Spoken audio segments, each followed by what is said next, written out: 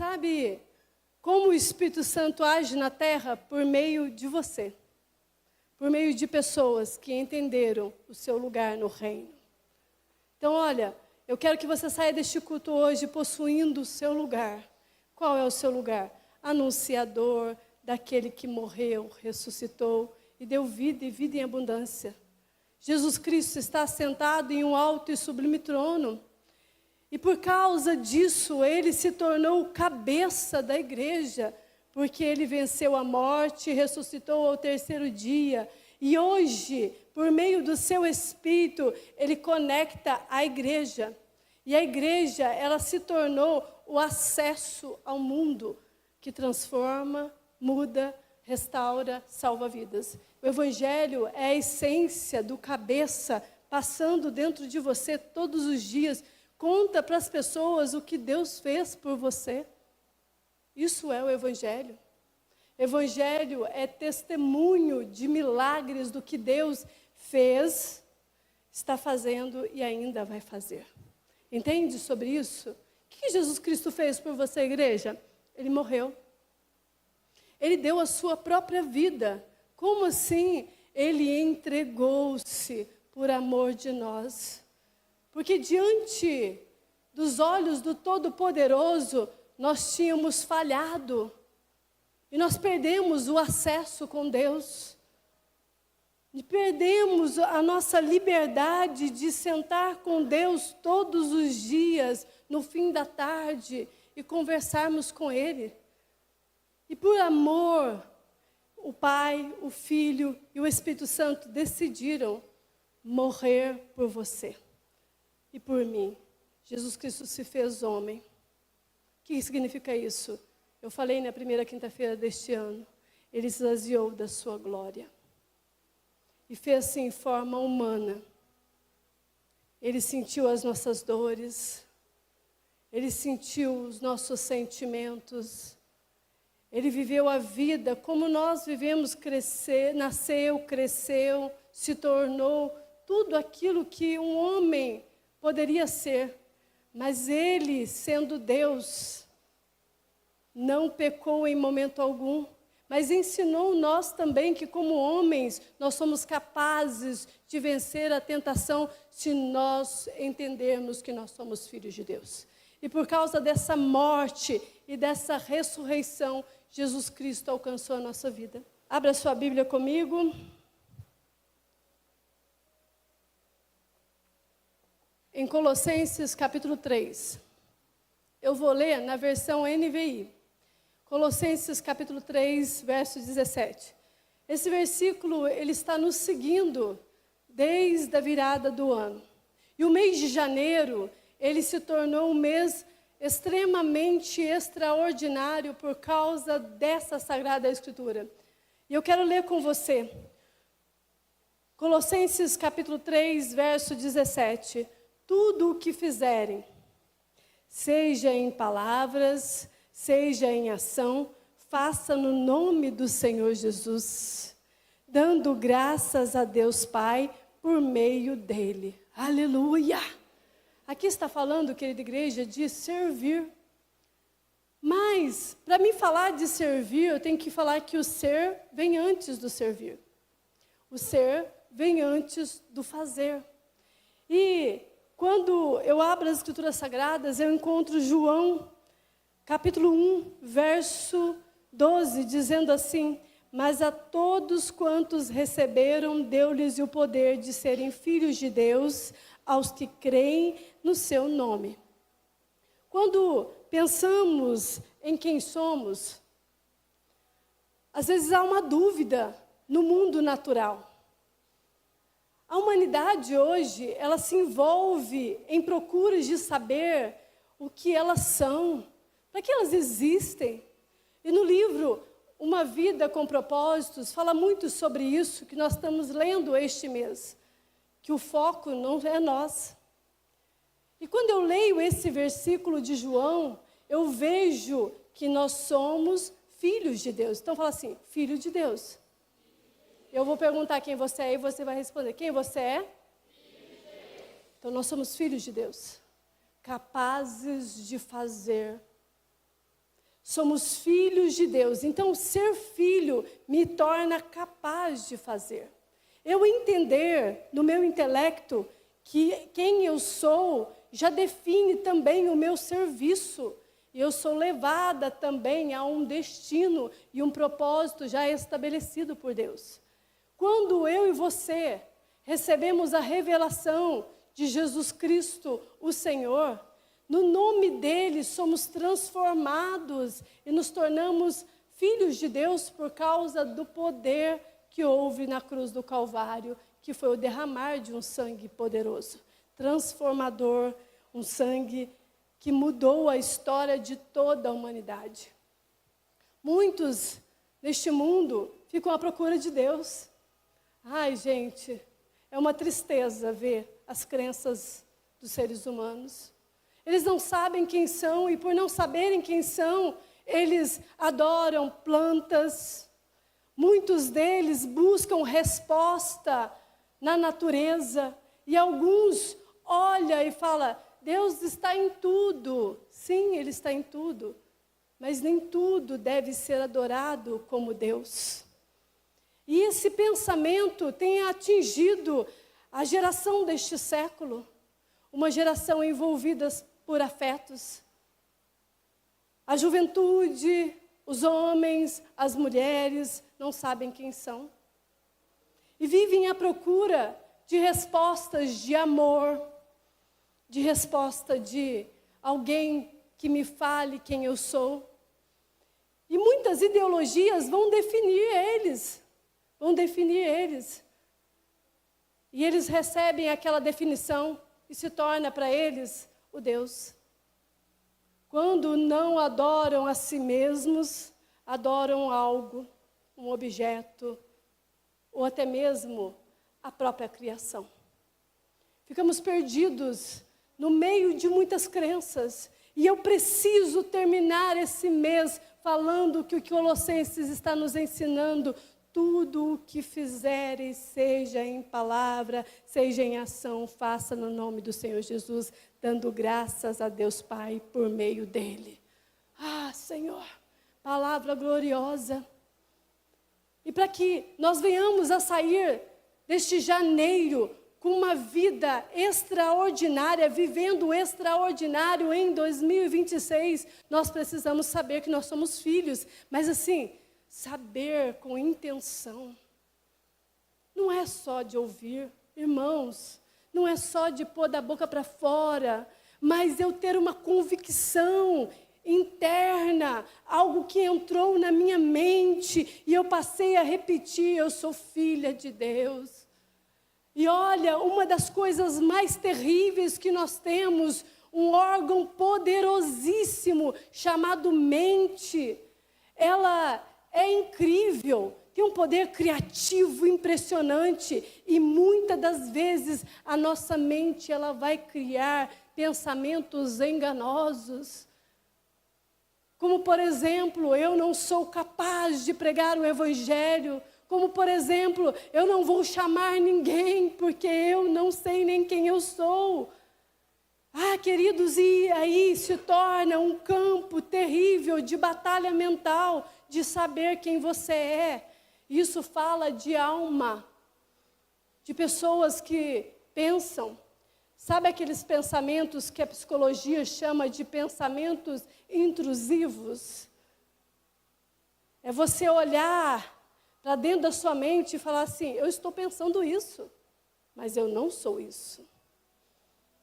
Eu estou falando para você, igreja, que você é filho de Deus, você é filha de Deus, e isso tem que ser a resposta para a tua mente, todas as vezes que os pensamentos forem contrários a isso, porque eles vão vir contrários, porque nós estamos no mundo caído. O mundo está caído, a sociedade está caída, o mundo natural, ele nos afeta em todas as áreas. Quantas vezes nós somos bombardeados com vozes humanas a respeito de nós, mas também com vozes tenebrosas de Satanás, nos impedindo de declarar com a nossa mente que nós somos filhos de Deus. E, queridos, um pensamento, quando ele fica na nossa mente, ele cresce. Porque a nossa mente, ela é criativa, lembra que eu falei? Por ela ser criativa, ela é um jardim, e ela floresce, e ela cresce, e ela cria frutos e flores. Mas também, quando os pensamentos são contrários à vontade de Deus, pode florescer espinhos, se tornar um lugar infértil, improdutivo. E o único meio de nós vencermos essa guerra mental, essa guerra espiritual, é sermos capazes de dizer que somos filhos do Altíssimo. Ah, queridos, nós somos filhos do Altíssimo. O Todo-Poderoso nos chama pelo nome. O Todo-Poderoso decidiu enviar o seu único Filho, Jesus Cristo, para nos fazer co-herdeiros e herdeiros de uma vida eterna. Isso é glorioso para mim e para você. Então, você é capaz. Quando eu entendo que eu sou filho, eu me movo por fé. Quando eu reconheço a minha filiação, a minha posição, quando eu entendo isso, eu começo a conquistar o Pai. Como assim? Sem fé é impossível agradar a Deus. Eu tenho que ter fé no que Jesus fez por mim. O que é fé? É convicção das coisas que não se veem. É ter a certeza. É ter a certeza da minha filiação. É ter a certeza da obra conquistada na cruz do Calvário. É ter certeza. Ter ser convicto. É eu dizer, está difícil, mas eu sei em quem eu tenho crido. Está complicado, mas eu sei o Deus que eu sirvo. Eu conheço quem Ele é. Eu sei quem Ele é. E Ele fala que eu faço parte da família. E se eu faço parte da família, eu carrego em mim uma essência poderosa de herdeiro de Deus. De herdeiro de Deus, de príncipe na terra, de uma posição separada. E hoje, você precisa crer na soberania de Deus por meio do Filho. Querida igreja, você precisa reconhecer a soberania de Deus, quem Deus é. Ele é rei. Ele é rei, Ele é tudo. E tudo está nas mãos dEle. Um rei, vamos ser um pouco mais didáticos. Um rei, ele tem domínio de tudo. Um rei conhece o seu território e ele sabe o que ele possui. E por ele saber o que ele possui, tudo que ele tem governo sobre aquilo. Então, por isso, Deus é soberano. Ele tudo vê. Entende? Se Ele é soberano, Ele tudo vê. E nesse mundo, você vai ser tentado a desconfiar das intenções de Deus o tempo todo. Ah, mas por que as crianças morrem? Ah, por que o sofrimento está no mundo? Nós ficamos o tempo todo sendo tentados a desconfiar dos planos de Deus. Por que fulano sofre tanto? Eu também estou sofrendo. Somos tentados o tempo todo a desconfiar das intenções de Deus. Por que eu sofro, Deus? Por que minha vida é tamanho sofrimento? Irmãos, nós vivemos num mundo de causa e efeito, entenda isso. O mundo está envolvido de causa e efeito. Como assim, pastora? O mundo caiu no pecado original de Adão e Eva, e a partir daí, a humanidade, a natureza, toda a essência da criação está em total sofrimento. Em total sofrimento. E essas tentações do maligno de nós pensarmos, porque Deus não faz nada, porque Deus não está resolvendo, é para que a gente venha esquecer a soberania dEle. Ah, queridos, Ele é rei, Ele não perdeu o controle das coisas. E nós somos os filhos do rei, Ele está vendo o que está acontecendo na terra. Os olhos dele não se fecham. A Bíblia fala que ele não dorme, ele nem boceja, ele nunca está cansado. Ele é o Rei soberano e eterno. Ele é o Deus maravilhoso. Então, todo o efeito, eu já estou dando para vocês algumas respostas. Todo o efeito de sofrimento está no pecado. Sabe aquelas perguntas que você faz? Por que quando aconteceu aquilo comigo, Deus não fez nada? Ah, queridos, Ele viu. Ele viu e Ele já fez tudo por você. Porque antes de você nascer, Ele já havia decidido levar Jesus Cristo na cruz do Calvário. E essa é a maior resposta para a nossa vida. Ele já fez tudo por nós. O que nós precisamos fazer hoje por meio da fé é olharmos para Ele.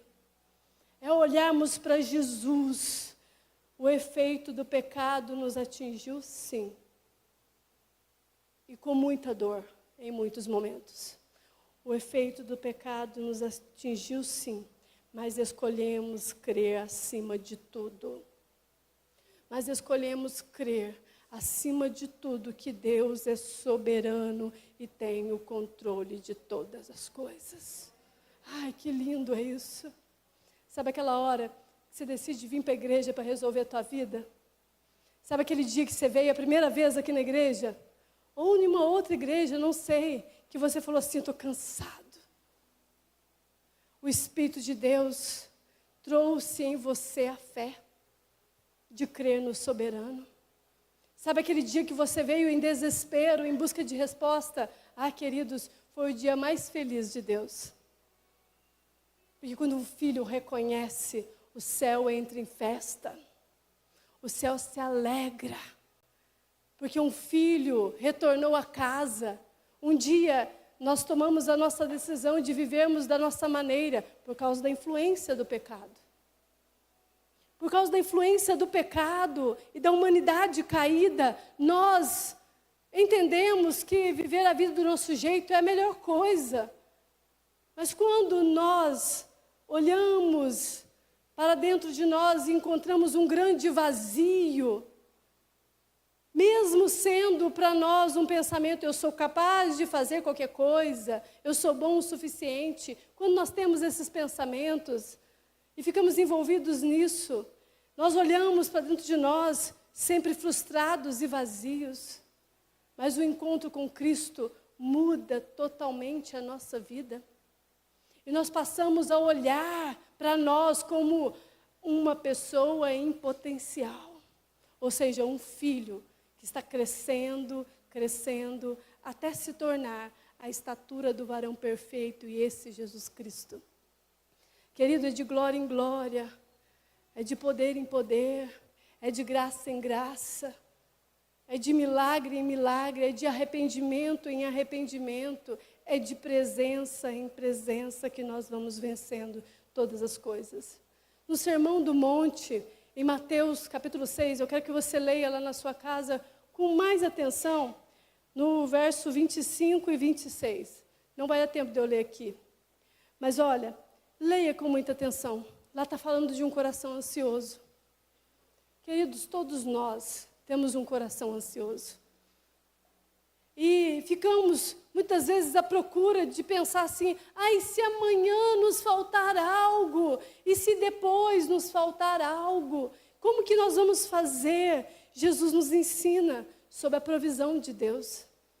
Ele fala do vestir dos lírios, não falta nada na natureza, porque Ele é o Deus que provê.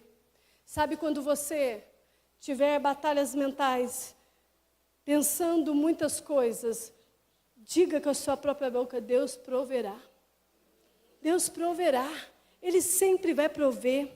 Todas as vezes que tivermos uma situação que precisamos confiar, nós vamos chamar o Deus provedor. É aquela hora que você fala assim, está esquisito aqui, mas Deus proverá. Está estranho isso, mas Deus proverá. Não estou vendo nada, mas Deus proverá. Eu estou falando de fé. Um filho tem fé no poder do pai. Um filho sabe que quando ele cai, machuca, o pai está lá para o acudir.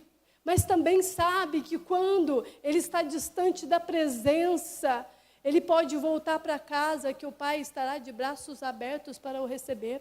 Um filho sabe que ele é um Deus provedor.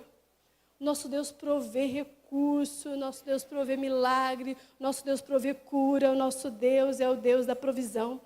Crer na provisão de Deus traz descanso. Nesse sermão da montanha aqui, Jesus está dizendo, crer e confiar em Deus traz descanso para você. Sabe por quê? A ansiedade é preocupação. Preocupação é peso. E peso é algo que Deus não quer que a gente carregue. Nunca quis, porque a cruz já foi carregada por Ele. Foi levada por Ele. Também, no meio de tudo isso, eu preciso falar com você que você precisa crer nas promessas. Você precisa crer nas promessas de Deus, queridos. E a maior promessa é que Ele está voltando, que Ele está retornando à terra. E Ele está fazendo milagres na tua casa, na tua família. Se você tem buscado salvação para o teu parente, queridos, ele vai ser salvo. Se você tem orado por libertação no meio da tua parentela, o nosso Deus libertará no devido tempo, todas as coisas acontecerão. Porque a promessa dele, curar, sarar, libertar, restaurar, abrir portas. Ele é um Deus soberano e eterno que não perdeu o controle das coisas. O interesse de Deus é que toda a humanidade receba o milagre da salvação, seja entendido no meio dos muitos que Ele é o Senhor e Salvador. E para que isso aconteça, você tem que permanecer crendo nas promessas. Sabe por quê? Quando você anda por fé, você não somente crê que Ele é soberano, mas também crê que Ele é capaz de fazer tudo o que Ele prometeu. E aí isso vira testemunho. Aí a pessoa chega para você e fala assim, não, mas do jeito que está a tua casa, eu não vou para a igreja. Muitos vão falar assim. Mas você vai responder da seguinte maneira, mas eu creio em cada uma das promessas que Ele fez. E no seu devido tempo, elas acontecerão. Queridos, isso quebranta qualquer um. Quebra o coração de qualquer um. Muda a essência de qualquer um. Eu não nasci em berço evangélico, eu preciso contar isso para vocês, para falar de promessas. Eu não nasci em berço evangélico.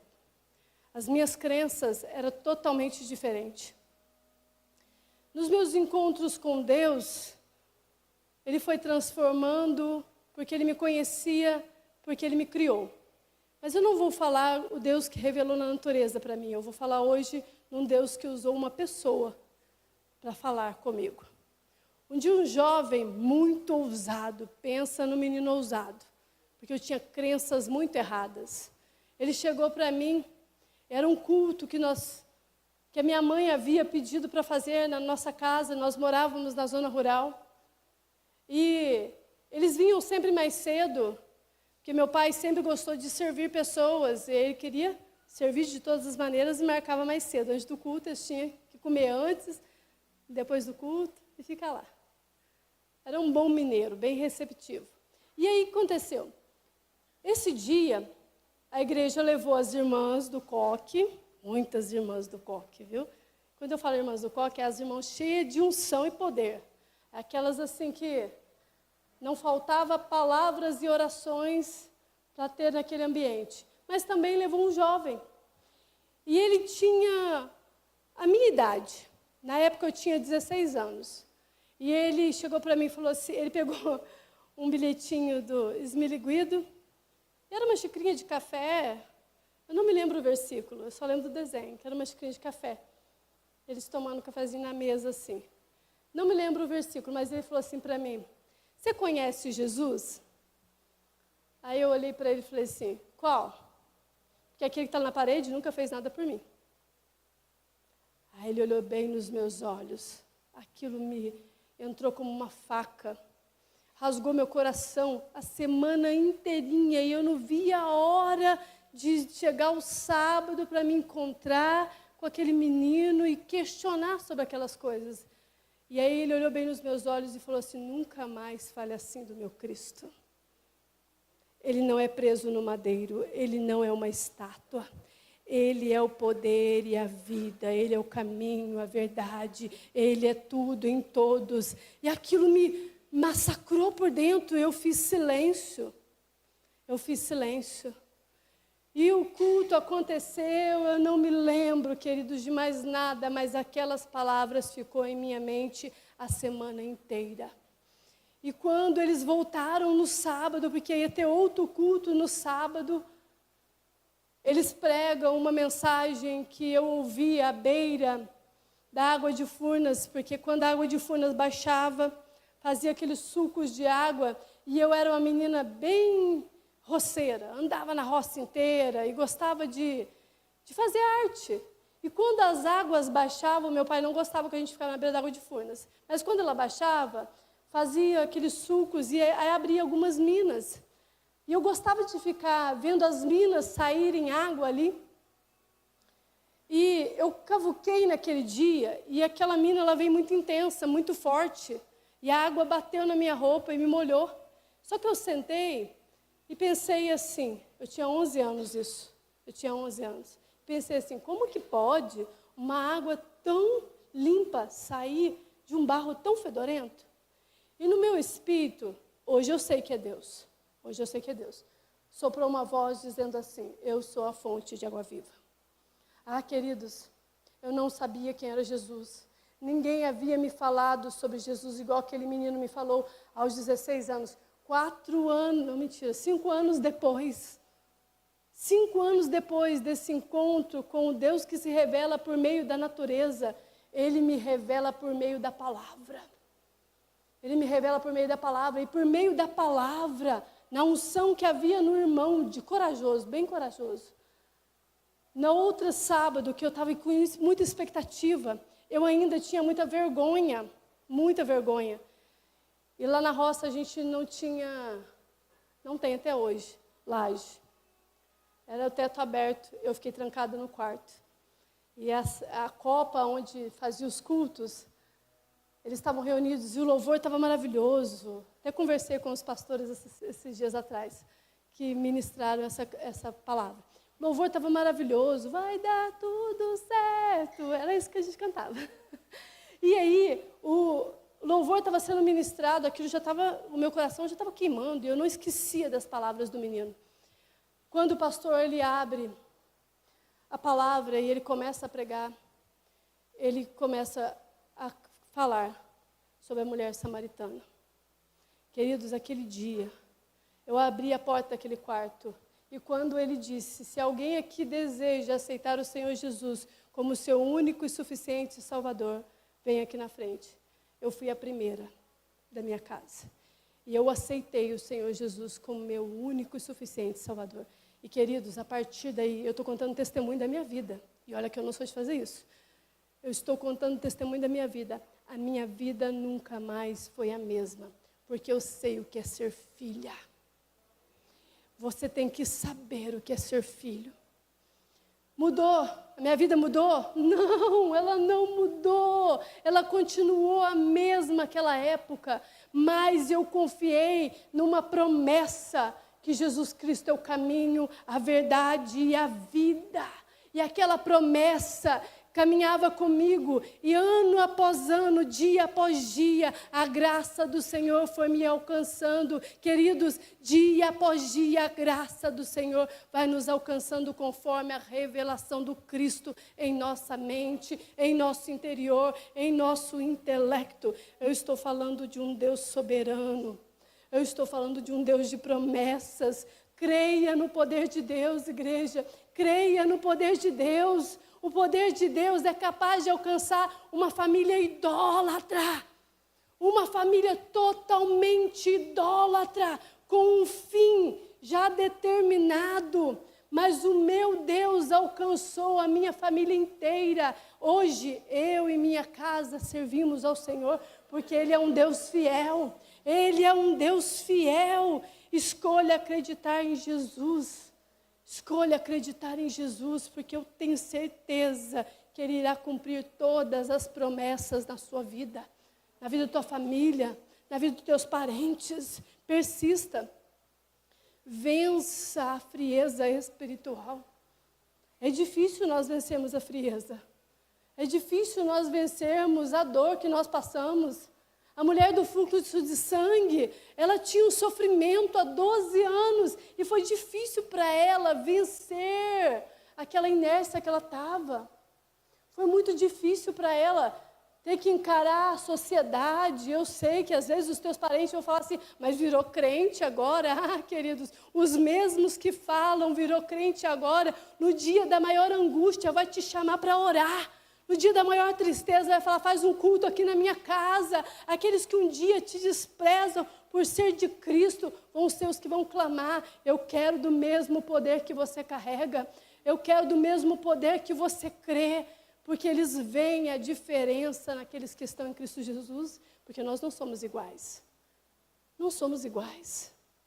Nós não somos iguais. Quem precisa de uma intervenção divina aqui nessa noite hoje? Quem precisa de uma intervenção divina nessa noite? Eu preciso. Aleluia. Aleluia. Nós precisamos de uma intervenção divina aqui. Então, queridos, aquilo que está sendo ligado na terra será ligado no céu. É só nós cremos. Comece a ligar no céu aquilo que está aqui na terra. Comece a ligar no céu aquilo que está aqui na terra. Hoje, no livro, nós lemos sobre sermos amigos de Deus, intercessores.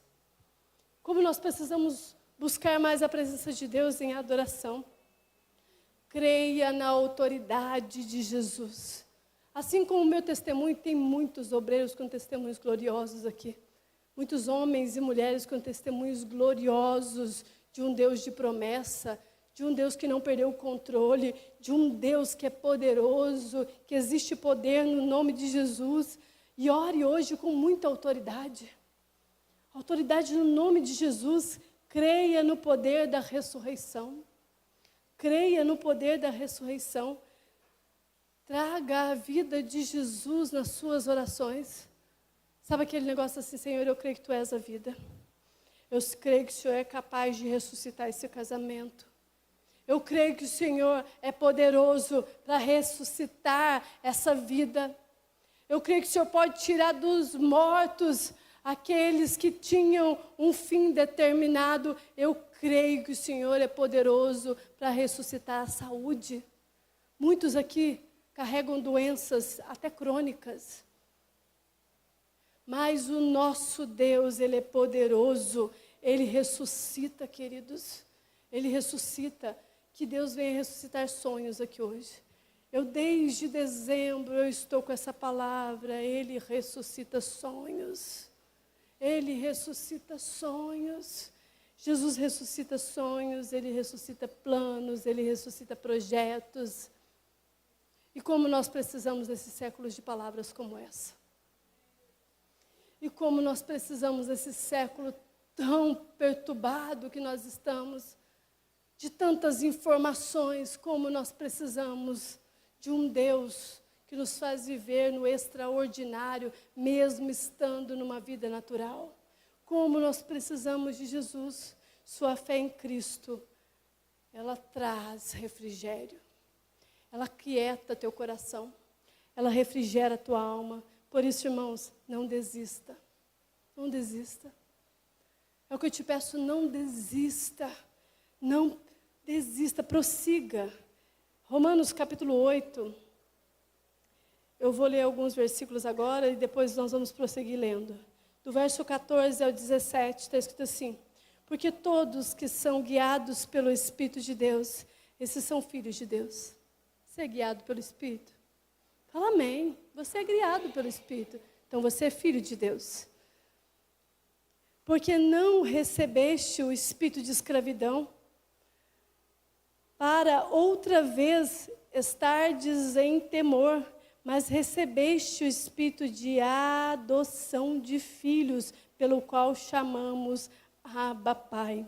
O mesmo Espírito testifica com o nosso Espírito que somos filhos de Deus.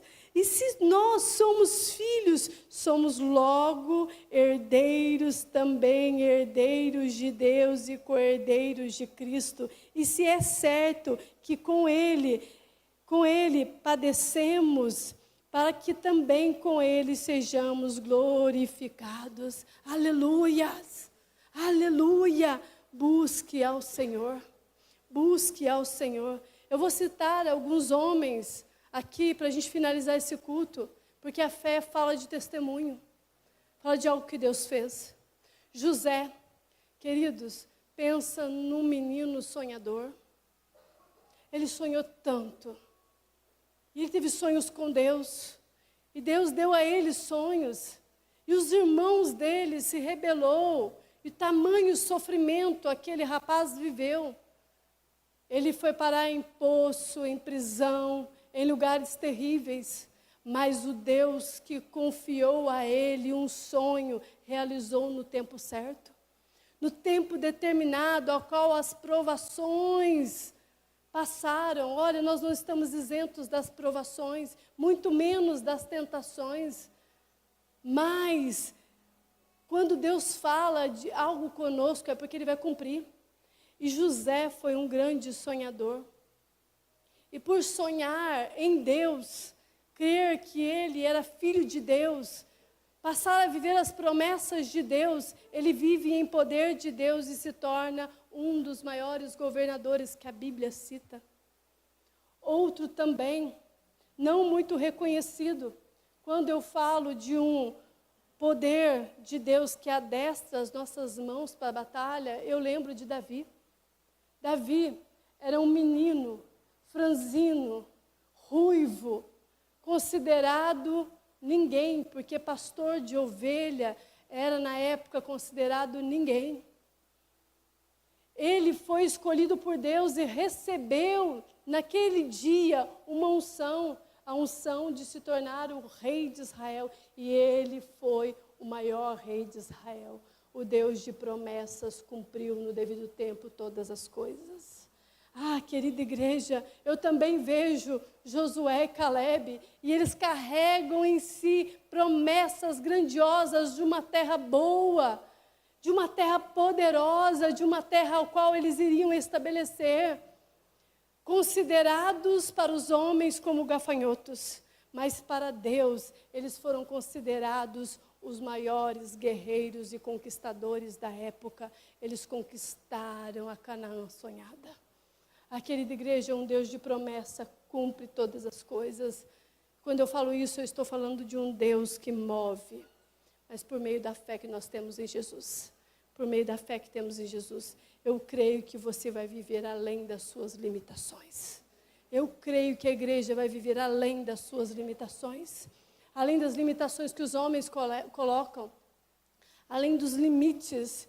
Irmãos, creiam em Deus. Creiam em Deus e dependa dEle. E no devido tempo, Ele cumprirá todas as coisas. Todas as coisas. E Ele vai te fazer vencer em meio às limitações que você tem. E você vai experimentar milagres diários. Milagres diários. Bispo César Santos citou na sua ministração do culto passado, na quinta-feira, sobre Jabes. E também no Maná da Manhã, ele andou falando a respeito de Jabes. Queridos, Jabes, ele já nasceu com um decreto. Qual que era o decreto? A mãe dele colocou nele, você causador. Ele nasceu com esse nome. Mas Jabes não aceitou esse nome. Então não aceite aquilo que os homens colocam em você, o que a sociedade impõe. Aceite o fato de você ser de Cristo. Jabes decidiu levantar a voz e chamar a Deus. Que eu e você hoje venhamos a nos levantar e chamar Deus. Venhamos a nos levantar e chamar Deus. Isso fez com que a sorte de Jabes viesse a mudar, porque ele se levantou e chamou a Deus. Ah, Senhor, que o Senhor me abençoe muitíssimo. Alargue as minhas fronteiras. E Jabes vive uma vida com um testemunho de milagres. É sobre isso. Se você crê, você vai fazer história. Se você crê, você vai fazer história. Ah, querido, se você crê no Senhor Jesus, o teu nome vai estar na galeria dos heróis da fé. Se você crer, você vai passar a ser conhecida como mulher de fé. Se você crer, você vai passar a ser conhecido como homem de fé, filho de Deus, filha de Deus, escolhido de Deus, separado por Deus. Por quê? Porque aquele que é soberano está conosco. Porque aquele que fez promessa está conosco. Porque aquele que é poderoso está conosco. Porque aquele que tem nome acima de todo nome está conosco. Porque aquele que é a ressurreição e a vida está conosco. Até que nós possamos ser totalmente cheios e plenos na vida eterna, querido, nós permaneceremos olhando para Ele. Permaneceremos confiando nele. Só você pode crer. Eu não posso crer por você. Eu não posso crer por você. E nem fazer por você, irmão. Então, ser primeiro, para depois fazer.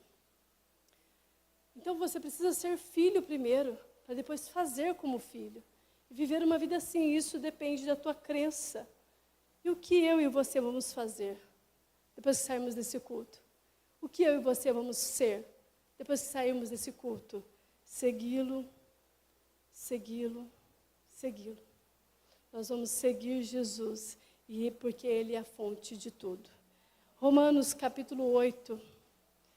Enquanto Vivos por Ti vai subindo, nós vamos ler Romanos capítulo 8, verso 26.